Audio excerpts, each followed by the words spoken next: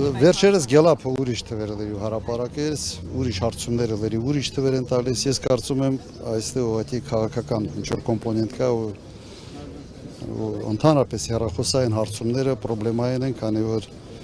բոլորը մտածում են, որ իրենց հեռախոսները լսվում են եւ իհարկե մարդիկ եթե կապ ունեն պետական համակարգի հետ կամ դպրոցում է աշխատում կամ մանկապարտեզում մտածած է հաստատ չի ասել։ Եթե մի լայքի համար մարդու աշխատանքից են հեռացնում, ապա պատկերացրեք մարդկանց վիճակը։ Այդ տեսանկյունից ինձ համար նաև տեխնոլոգիայի կիրառման տեսանկյունից արժանահավատ չի այս վիճակը։ Պարոն նախագահ, եւ մի հարց, մենք հիշում ենք նոյեմբերի 9-ի կապիտուլյացիոն ակտը ստորագրելուց հետո Նիկոլ Փաշինյանը ասում էր, որ ստորագրել է, որպեսզի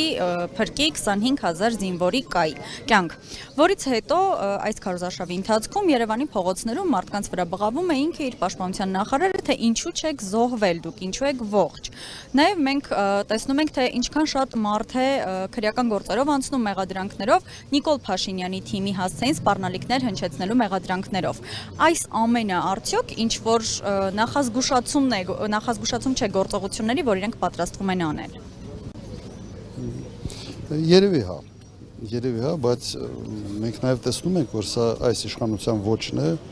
խոսել ժողովրդավարությունից, անել ճիշտ հակառակը, եւ եթե հետևեք, թե ինչքան մարդ կա ընդգրկված ցուցակում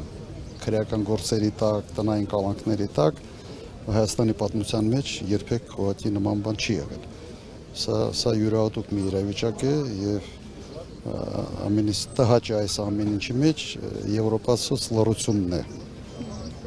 Ուղղակի ասենց կարտ բլանշ են տվել, ասում են ինչ ուզում ես արա, մենք ասելու ենք, որ դու ժողովրդավար ես։ Սա կրկնակի աջակցություն է, այո, սա կրկնակի ստանդարտների կիրառում է։ Սա այն դեպքն է, երբ աշխարհաքաղաքական շահերը գերադասում են ամեն ինչ։ Սա լուրջ վնաս է հասցնելու ժողովրդավարացմանը Հայաստանի Հանրապետությունում։ Ինչ վերաբերում է մարդկանց, որ ասում է ինչի չեք մահացել, ինչու չեք մահացել, կամ Ղարաբաղի էլիտան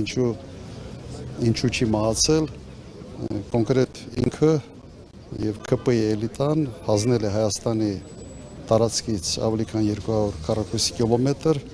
եւ նույն հարցը կարող ենք իրեն տալ։ Այդ տարածքի համար ինչի չեք գնացել, չեք կռվել, ինչու չեք մահացել։ Եթե անալոգիան սա է իրենց համար։